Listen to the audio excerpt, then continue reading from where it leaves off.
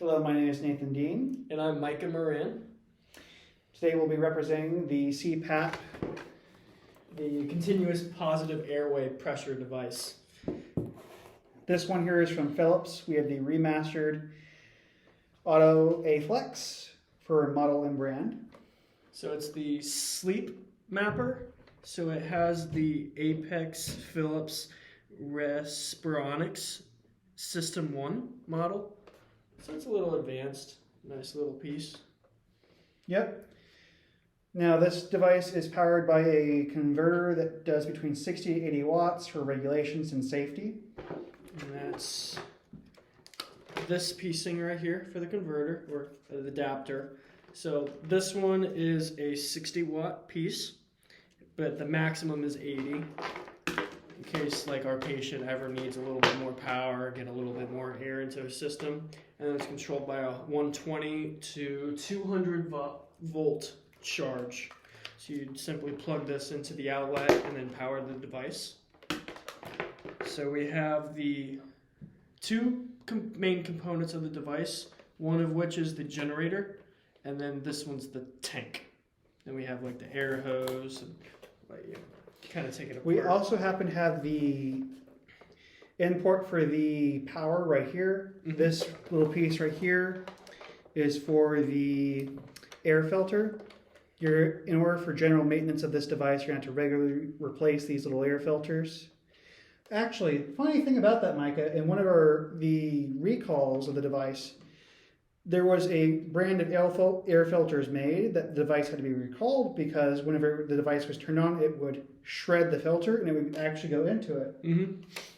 Yeah, it's very dangerous, especially when this is helping you breathe, that you're getting chunks of that filter into your system, and that's dangerous in itself. Yeah. So I'm pretty sure that was a class 1 too. So it's a little Yeah, it bit was more a dangerous. class 1 safety recall. The biggest priority you can get from the FDA. Mm-hmm. So now we need to take it apart, kind of show the electronics. Yep. To take the device apart, as you normally would, this would be on a nightstand right now. You can pull this little release lever here, which will take the device apart. This is the generator. You leave this sitting on the bed right next to you. You take this device here, and there's another little lever here, and you would take out the tank. Now, this tank does not takes a little bit of force actually, but it does take. It's a little hard to take it out. Bear with us. There we go. Perfect. This will be it. Now this tank only takes distilled water. You don't want to use general water from your sink or something. You'll damage the device, you'll corrode it away over time. It's not good for it. It's also, you never know what's in your local water. It's not healthy for your nose. It's not healthy for your lungs. That's like a regulation for the tank as well, because if you put the wrong form of water, this tank basically works like a humidifier. So if you humidify the wrong type of water that's already purified, for instance, and you purify it even more, it's going to be bad for you to intake that water into your system for your lungs. And then that'll cause another issue, which is like another safety concern for a recall, which adds on top of, say, the filter getting added to the mix. But right now, we don't have any distilled water because it has to use a specific brand, from what my knowledge tells me. And that when we put the distilled water in, it'll purify. So we're not going to go ahead and plug in the power either. But we're going to keep breaking it down, show you how everything operates and works.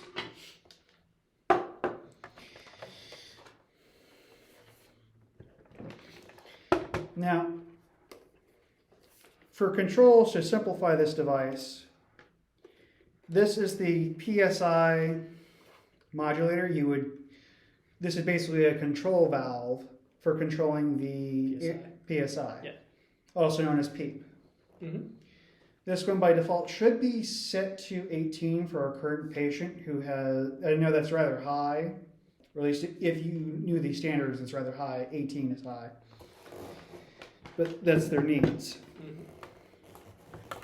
So we also have like the hose piecing, which will pop off and disconnect, like right here. This piecing, the filters the actual face mask that attaches on the other end. You can kind of see like on the drawing right here, we have like SD cards, which stores the therapy recording. So while you sleep, this will keep track of all your information and help clarify that it's properly working and that the filter needs changed. It'll notify you when anything's going wrong. It's also really great for this model, being a CPAP and portability and all, as you would find these devices regularly in patients' homes and doctors are trying to monitor how well their patients are using for it. One of the big things about having that little chip is it's designed to connect to an app that you can check on your phone, so you can keep track. Is your patient using the device? Is he not? Is he taking care of himself and sleeping with the device as he's supposed to? Like the actual brand name of the device, SleepMapper, that's the app that you would type in, like say on your iPhone. You could download it and use it, and then that'll access that information for you.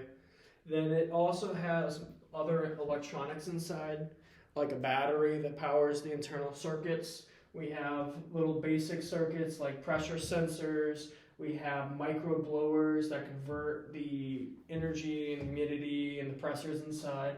Then we have, say for instance, on the mask, if it's a specific model, the nose piece that connects the air into your body has a stationary sensor that senses the airflow going in. That has its own connection going back to the generator itself, which is pretty neat and kind of funky if you see it on the actual hose itself, because it is with the hose as well.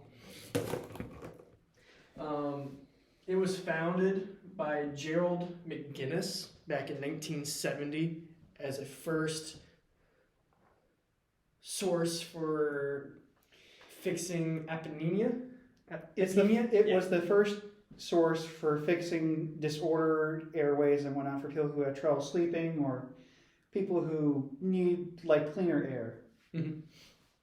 Yeah. You also might be familiar with BiPAP, which just to the difference for you. The difference is that CPAP is the more mobile version, smaller. It's not heavy duty. BiPAP is the really heavy duty. So this device would be classified as a CPAP. Correct. This is also, like, anatomy-wise, it's non-invasive because it comes in contact with a human being individually, not inside of a person. That would be invasive. So, for instance, if there was another device that would be inserted, like say into the neck or inside the body, that would help them breathe. That would be an invasive device. But this one's portable. So you can find it in clinics, you can find it in your own home, you can use it portably anywhere. I could use it right now here during this video and plug it into the wall, plug it out and bring it to another location, which is very helpful inside a hospital setting. You also really want it to be mobile. You never know what's going to happen in the future, storms, hurricanes, etc. If the patient needs it in order to sleep, they kind of need it anywhere. Then I would like to wrap this up with the best part, that this is practically an inexpensive device compared to other devices. So they have other CPAPs that are within, say, 200, 300, 400 in that range, maybe even more, triple the price. You can find this one for $80. So this is one of the less expensive models. It's more portable, it's a little bit larger. Some of them are the size of your phone, which make it a little easier to put in your pocket and carry around. Say if you ever need a chance where you actually need help breathing, that's where those will come in hand. But this is more in a hospital setting or at your house setting where you can keep it in one specific location and use it while you sleep. Like the other predecessor, which is the BiPAP, which is used for when you're awake.